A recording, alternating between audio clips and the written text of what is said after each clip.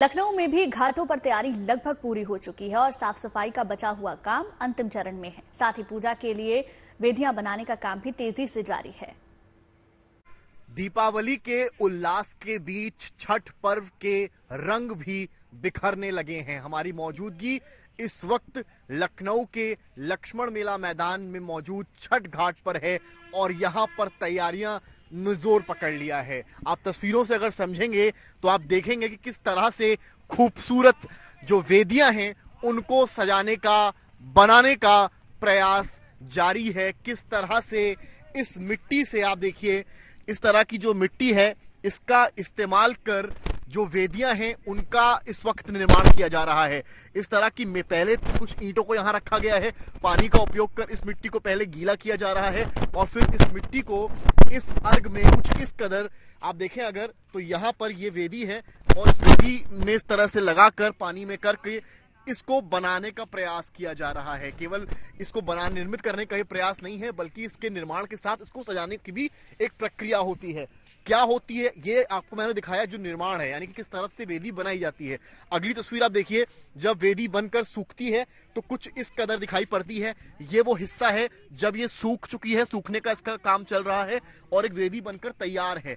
इसी के इर्द गिर्द जो है वो पूजा की जाती है। अब आपको दिखाता हूँ एक और मॉडल यहाँ पर वेदी का, जहां पर इस वेदी में पेंट हो चुका है और ये वो तस्वीर है। इसके अलावा जो सबसे यहाँ पर फ्रेश जो वेदी कहूँ मैं, जो तैयार वेदी है, तो वो यहाँ पर है। ये देखिए, इस तस्वीर को आप अगर देखेंगे तो ये पूरी तरीके से काफी नई बनी वेदी है।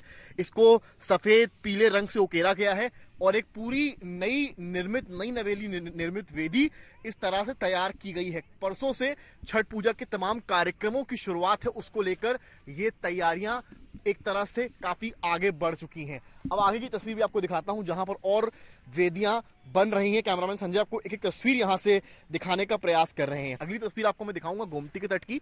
ये वो हिस्सा है जहां पर अर्घ दिया जाता है। ये किनारे का छोर है, ये गहरा नहीं है, इसलिए महिलाएं पुरुष जो भी यहाँ पर आते हैं पूजन में, छठ पूजा के शामिल होते हैं, वो यहीं पर अर्घ देते हैं। इसीलिए आप अगर सामने की तस्वीर देखें तो जो पानी है उसकी सफाई का भी कार्यक्रम चल रहा है और आज शाम से लेकर कल तक पूरी तरीके से ये खत्म हो जाएगा।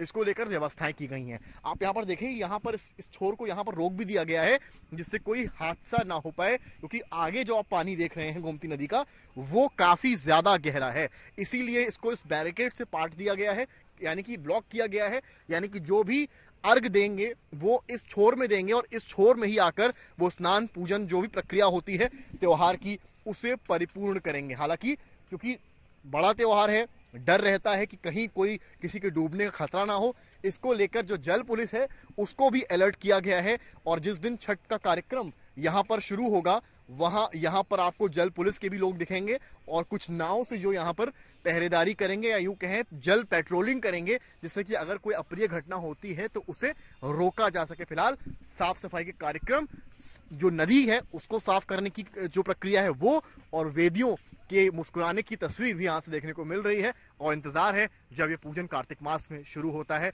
और सभी अपने परिवार की मंगल कामनाएं करते हैं। कैमरामैन संजय के साथ समर्थ श्रीवास्तव, लखनऊ।